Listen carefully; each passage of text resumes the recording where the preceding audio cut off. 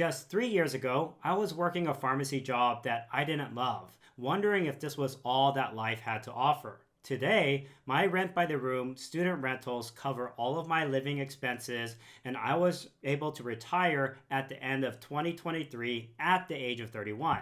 Here is exactly how I made that transition from an employee to a retired investor. When I first started working my job as a pharmacist, I went up to one of the older pharmacists and asked him, "Hey, what do you like most about working here?" And he told me, "Hey Ryan, to tell you the truth, honestly, I would have retired a long time ago, but I still have to work this job to pay the bills." Fast forward a few years later, that same pharmacist retired at the age of 65, and we threw this huge retirement party. But what happened next was really crazy. Just 3 months after he retired, he had a massive heart attack and died. Think about it, all of those years working a job he hated, to finally be free and only get 3 months of freedom before dying. It was really heartbreaking. But what happened next really shook me. Just a few weeks after he passed away, everything went to business as usual, almost like he never even existed. His name wasn't even brought up. This really led me to think, do I want to spend the rest of my life trapped at a job that I'm not super passionate about, doing the exact same thing every single day? Would I end up on my deathbed wondering what my life could have been and what impact I could have made on the world if I had just a little bit more courage? You see, I believe that if your inner voice is telling you that you need to grow and build a bigger life for you and your family, then you should do it. And for me, working that same job every single day until I hit 65 just didn't make sense. But of course, it wasn't enough just to want to be free. I had to find a practical way to reach financial freedom. That's when I found inspiration for what to do next by reading a book called Rich Dad, Poor Dad by Robert Kiyosaki. The basic premise is that the wealthy people buy assets, while poor people buy liabilities, and middle class people buy liabilities thinking that they are assets. And what he does is define an asset as something that puts money into your pocket every single month, and a liability is something that takes money out of your pocket every single month. So for example, a business, if it makes cash flow and income, is an asset, while a car with an expensive car payment every single month is something that's a liability. But the real key is finding an asset that will put money in your pocket without you having to trade in your time for it. Warren Buffett said it best. If you can't figure out a way to make money in your sleep, you'll work until the day you die. Robert Kiyosaki in Rich Dad Poor Dad said one of the best assets out there is real estate. Because when you rent it out, it gives you monthly income, and if you have enough of them, you can fully replace your salary and be financially free. So of course, I was super inspired, but I had to come up with a plan. My goal was to make $10,000 a month in net passive income cash flow, and I would do it by buying one property a year. Now, I quickly found out that renting a single family rental out to one tenant only makes a couple $100 in cash flow. So it would take forever for me to reach $10,000 a month in net cash flow. Now instead, imagine I have this exact same single family rental, but I rented it out by the bedroom. After the mortgage payment and expenses, I actually started making $1,500 to $2,500 per month in net cash flow using the rent by the room method.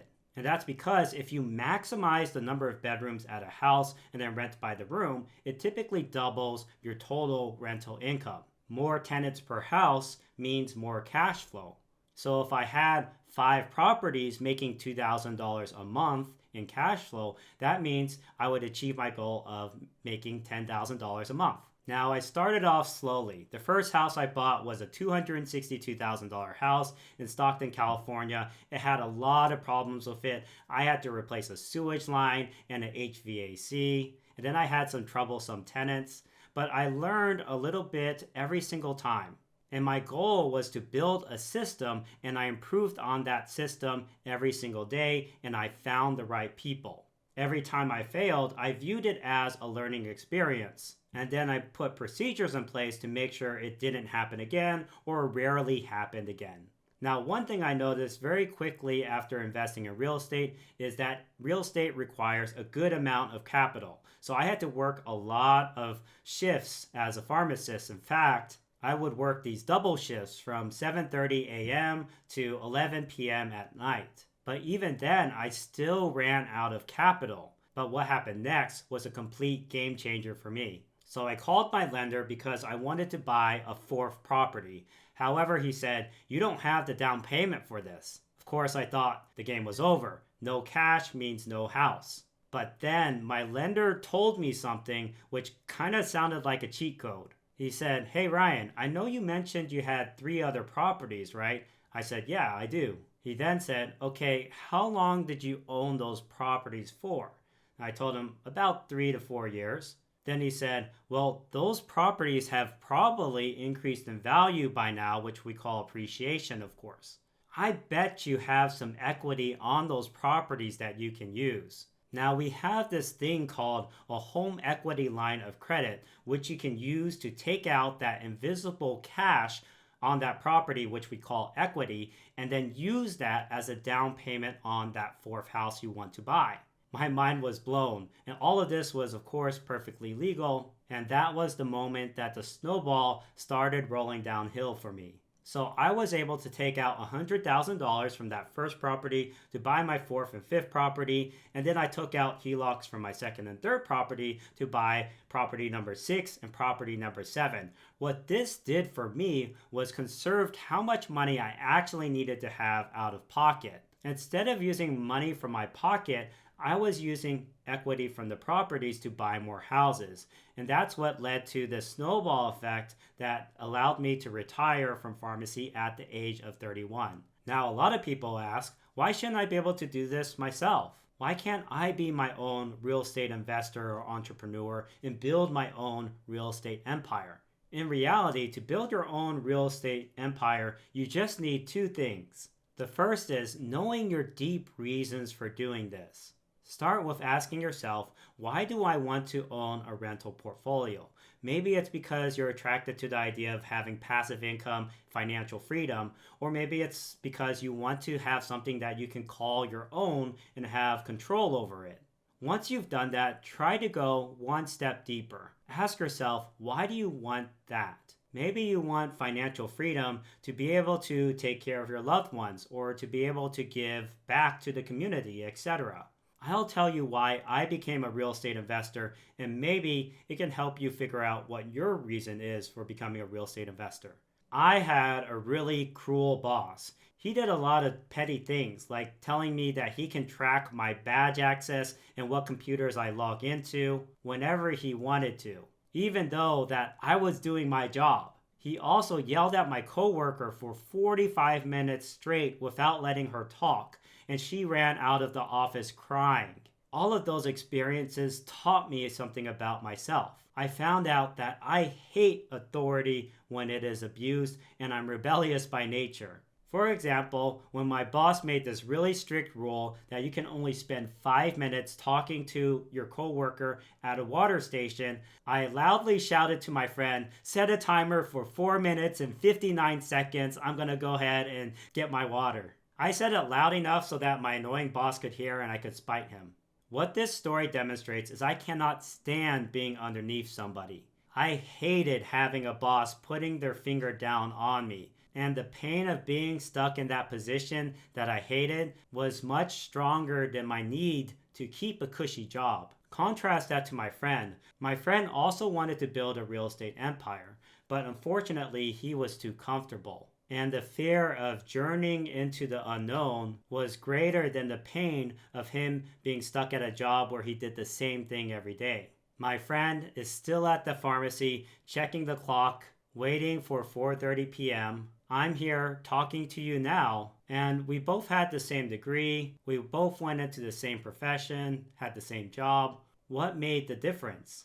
My friend waited for courage to show up, while I acted while I was still afraid. So the lesson here is don't wait for the fear to go away. Do it while you're still scared, even if you're terrified. Here's the definition of courage. Courage is not taking action when you're not scared. Courage is taking action despite being scared. And so that was the second key for me escaping pharmacy, was taking action.